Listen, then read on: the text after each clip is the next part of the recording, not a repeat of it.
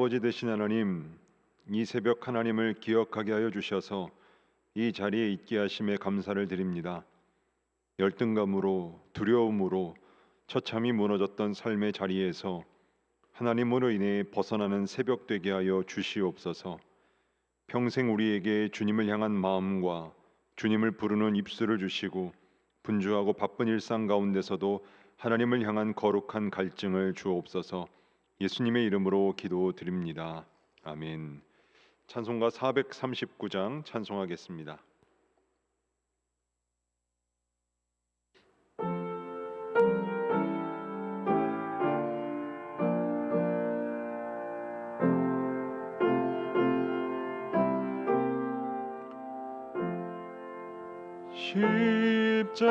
십자가로 가까이 나를 이끄시고 거기 흘린 보혈로 정케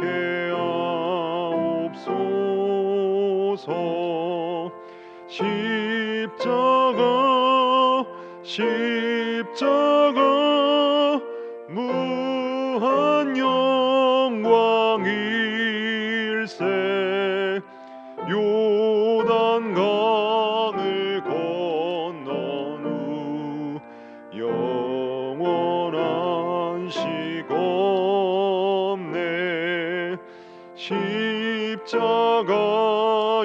가까이 떨고 섰네. 거기 있는 새벽별 내게 비추시네. 십자가 무한 영광일세.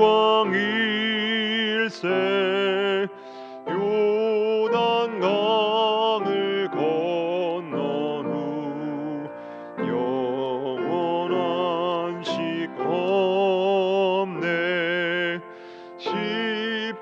십자가로 가까이 가게 하옵소서. 몸소 받은 고생도 알게 하옵소서. 십자가 무한 영광일세.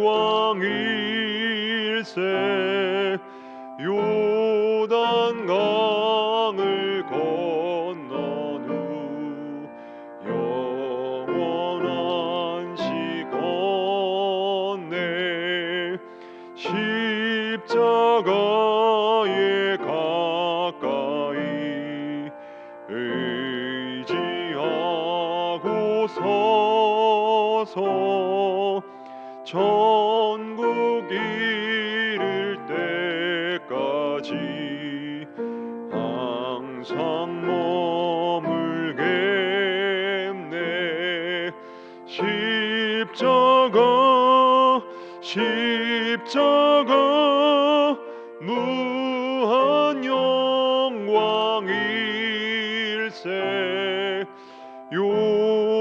요단강을 건넌 후 영원한 시건네.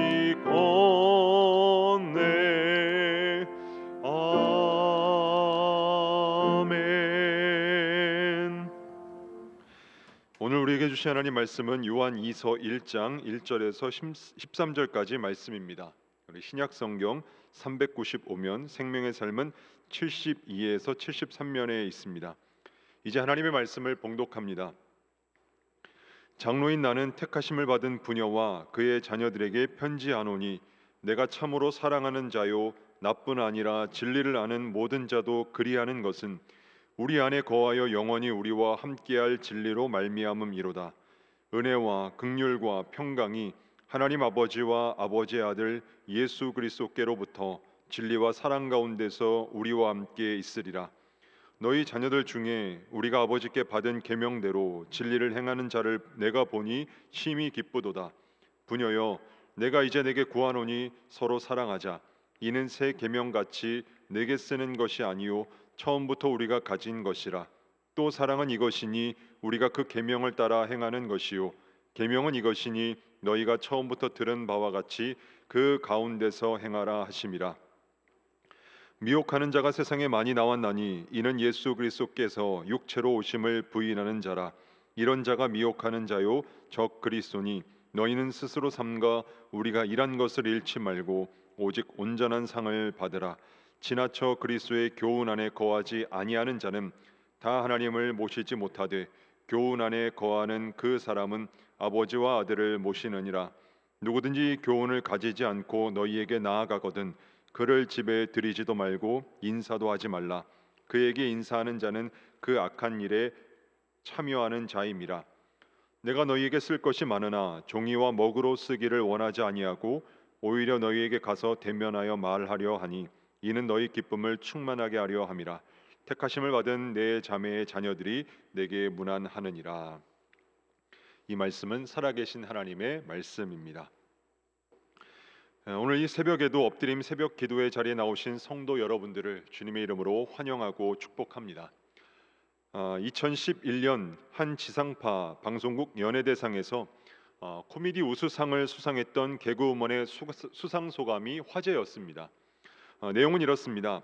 저에게 자랑할 만한 것은 십자가에서 흘리신 예수님의 피밖에 없습니다. 하나님께 모든 영광을 올려드립니다. 이는 예수님의 그 피의 공로를 드러내는 귀한 신앙 고백이었습니다. 자신이 그 자리에 설 수 있었던 것은 하나님의 도우심이 아니라면 불가능할 수밖에 없었기에 고백할 수밖에 없었던 그런 신앙의 고백이었습니다. 이와 유사한 고백의 모습을 축구 경기가 펼쳐지는 그라운드에서도 살펴볼 수 있습니다. 특히 대표적인 것은 2002년 한일 월드컵 대한민국 대 포르투갈의 예선 마지막 경기였습니다. 박지성 선수가 왼발 결승골로 대한민국은 사상 첫 그 월드컵 16강에 진출하는 쾌거를 이루게 됩니다.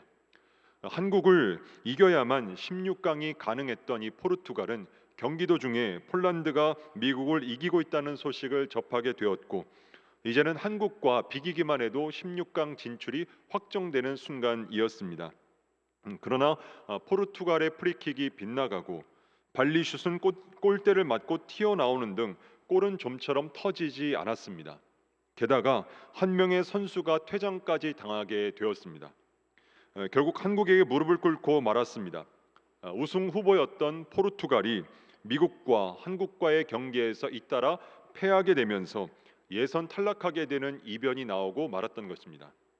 16강 진출 확정을 알리는 휘슬 소리가 경기장 내에 울려 퍼지자 벤치의 선수들은 그라운드로 달려나가 땀투성이 된 선수들과 뒤엉켰습니다. 경기 내내 울리던 함성과 응원 소리는 더욱더 열광적으로 퍼졌습니다. 바로 그때 아수라장이 된 상황 속에서도 흥분을 가라앉히고 잔디에 무릎을 꿇고 동그랗게 삥 둘러앉아 먼저 하나님 앞에 기도하던 태국 전사의 모습들이 카메라에 포착되었습니다. 송종국, 이영표, 최태욱 선수였습니다. 16강 진출의 영광을 자신들이 그간 흘렸던 땀과 노력에 돌리는 것이 아니라 하나님께 먼저 올려드렸습니다. 그 모습이 세계적으로 방송되었습니다. 이 선수들도 엔트리에 등록되어 있었던 20명의 다른 선수들과 함께 16강 진출의 엄청난 그 기쁨을 누리고 싶은 마음이 왜 없었겠습니까? 그런데 그보다 먼저 하나님 앞에 기도를 올려드립니다. 16강 진출의 진한 감동의 순간을 기도로 하나님과 먼저 하였습니다. 연예인이나 스포츠 선수들의 이러한 그 신앙적 표현의 모습을 보시면 여러분 어떤 생각이 드십니까? 대부분 그런 모습을 보면 감동을 받습니다. 심지어 유명인들의 이 모습들이 그리스도인들에게 감동을 주고 있다라는 기사가 나온 적도 있었습니다. 하지만 여러분 이는 대단하게 볼 혹은 감동적으로만 볼 것이 아니라 지극히 당연한 일이라고 할 수 있습니다. 하나님의 자녀들이 하나님 앞에 영광을 올려드리는 일은 마땅한 일이기 때문입니다. 칭찬받을 일도 존경받을 일도 아닙니다.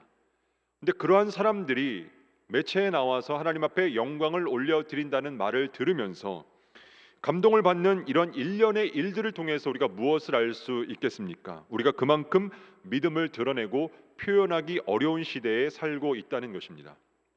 세상에서 하나님의 사람들이 하나님께 영광을 올려드리며 살아가는 것을 당연하게 여기는 것이 아니라 대단하게 여기며 살아가야 하는, 또 감동을 받으며 살아가야 하는 안타까운 시대가 된 것입니다. 당연한 말이, 당연한 행동이 다른 그리스도인들이 보기에 감동을 받을 만큼 그리스도인들이 신앙을 갖고 살아가기 힘든 시대가 되었습니다. 오늘 본문인 요한이서가 쓰일 시대도 그러했던 것 같습니다.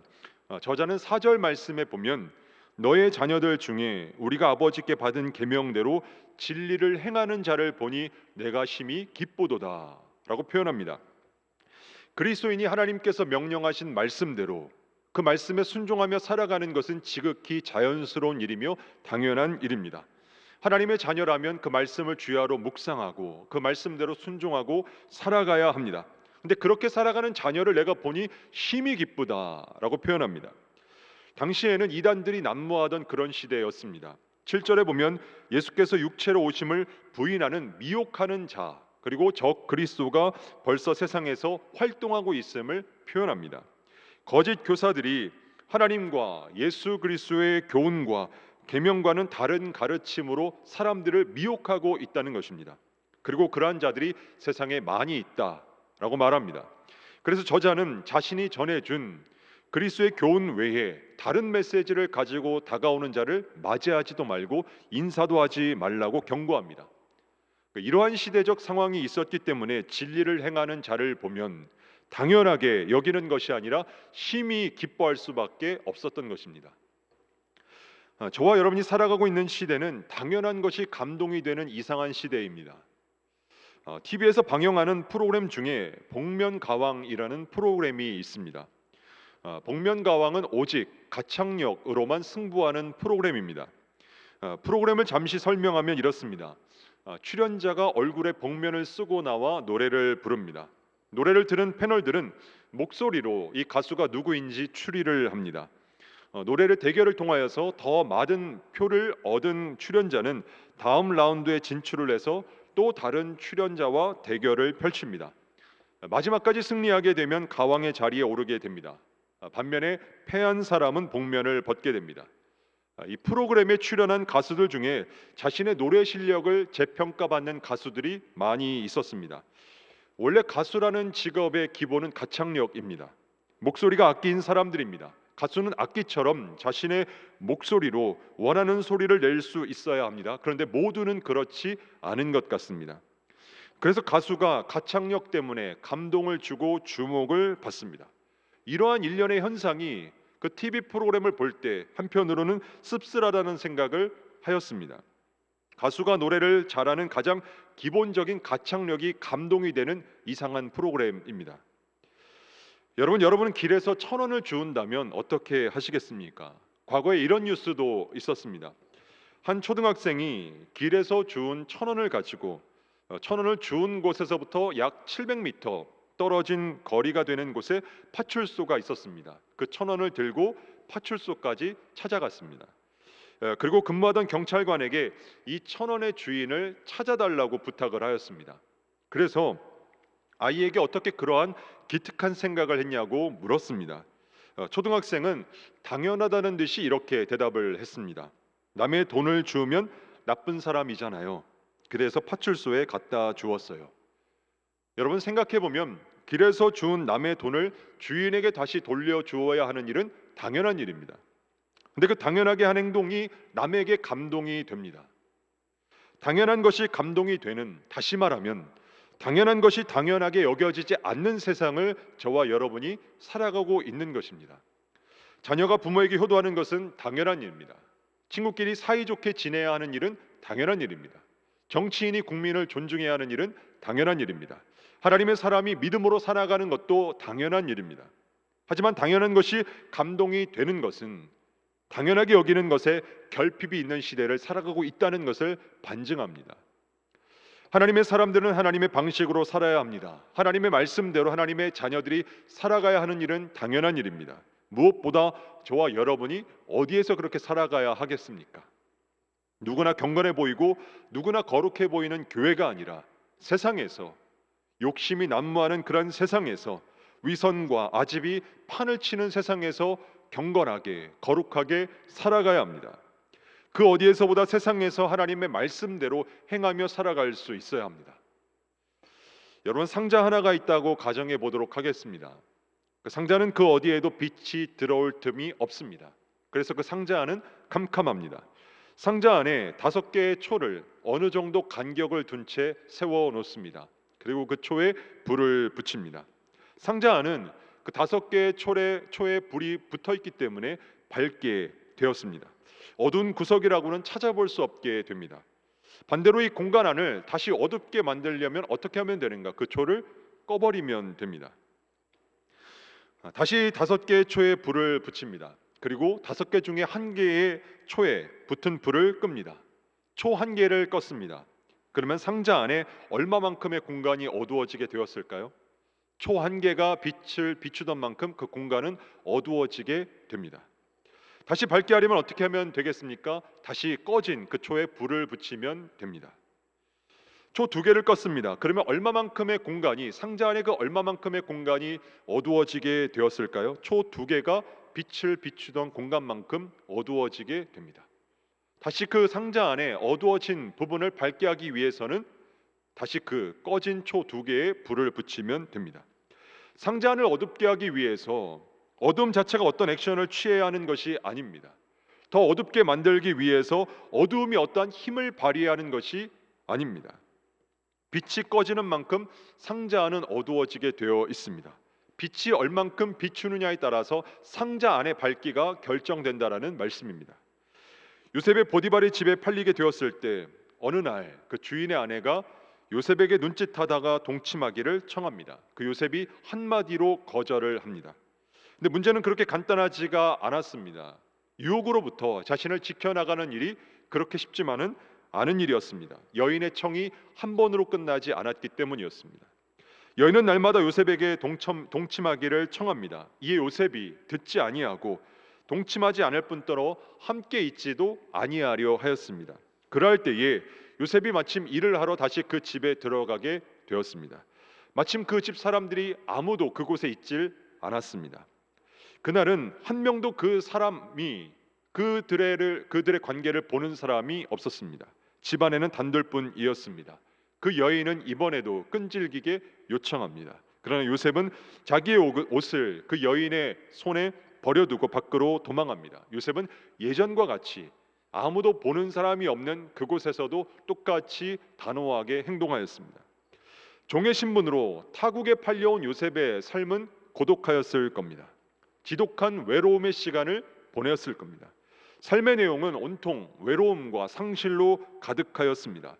고향에 계신 아버지와 남겨진 동생에 대한 그리움과 돌아가신 어머니에 대한 사무치는 그리움, 아는 사람 한 명 없는 이국 땅에서의 외로움은 컸을 것입니다. 그러한 때에 찾아오게 된 평생 자신을 후원해 줄 수 있는 여인의 유혹은 치명적이었습니다. 청년의 욕망으로 자신의 일어나고 있는 모든 욕정을 불러일으킬 만큼 참기 힘든 것이었습니다. 게다가 보는 사람이 아무도 없었습니다. 아무도 보지 않는 지금의 상황은 요셉의 이 상황을 더욱더 자극하기에 충분하였을 겁니다. 하지만 요셉은 이런 이국 땅에서 외로움과 고독 속에서도 경건하였습니다. 요셉의 이 경건함이 어디에서 나타나게 되었을까? 요셉의 경건에 있어서 중요한 것은 어디서 그가 경건하였느냐 하는 것입니다. 요셉은 욕정이 가득한 삶의 치열한 현장에서, 교회와 전혀 관계가 없는 세상에서 경건하였습니다. 거룩하지 않은 세상에서, 죄로 틀어진 세상에서 그는 경건하였습니다. 교회 안에서 빛과 소금으로 살아가기는 상당히 쉽습니다. 경건의 모양만 있으면 어렵지 않게 그 일을 감당할 수 있습니다. 교회에서만 소금과 빛의 역할을 감당하는 것은 당연한 일입니다. 쉬운 일입니다. 하지만 세상에서 빛과 소금의 역할을 감당하며 살아가기란 어려운 일입니다. 어둠 그 자체인 세상에서 빛으로 살아가는 일, 썩어져가고 있는 세상에서 맛을 내고 방부제의 사명을 감당하는 일, 어려운 일입니다. 그럼에도 불구하고 소금과 빛의 삶을 교회가 아닌 세상에서 살아가야 하며 그 일을 감당해야 하기에 정치, 경제, 사회, 문화 모든 곳에 뛰어들어가 경건하게 거룩하게 저와 여러분이 살아가야 합니다. 소금독 안에 있는 소금은 별 의미가 없습니다. 부뚜막에 있는 소금도 집어넣어야 짠 법입니다. 빛이 비치면 어두움은 물러가게 되어 있습니다. 빛은 질량이 없지만 강력한 영향을 미칩니다. 악한 세상을 저와 여러분이 불편하게 만들 수 있어야 합니다. 진정한 경건은 교회 안에서가 아니라 교회 밖에서 저와 여러분이 살아가고 있는 세상에서 이루어지고 드러나야 합니다. 적 그리스도와 거짓 교사들이 난무하는 세상 가운데 진리를 흐리고 탁하게 만드는 세상 가운데서 저와 여러분은 끊임없이 아버지께 받은 계명대로 말씀에 순종하며 진리를 행하며 살아갈 수 있어야 합니다. 그리고 누군가 그 진리를 행하는 모습을 볼 때 그것이 특별하게 보이는 기뻐하게 할 만한 행위가 아니라 우리가 살아가는 모든 세상에서 그와 같은 삶이 지극히 당연한 세상이 될 수 있기를 소망합니다. 요셉이 보였던 그 일련의 경건한 반응들을 보며 대단하게 여기며 살아가는 것이 아니라 본문의 저자와 같이 진리를 행한 자를 볼 때 기쁘게 여기는 것이 아니라 지극히 당연하게 여기며 살아가는 일들이 우리의 문화가 될 수 있기를 소망합니다. 요셉과 같은 삶이 우리 안산제일의 모든 성도분들의 일상이 되기를 소망합니다.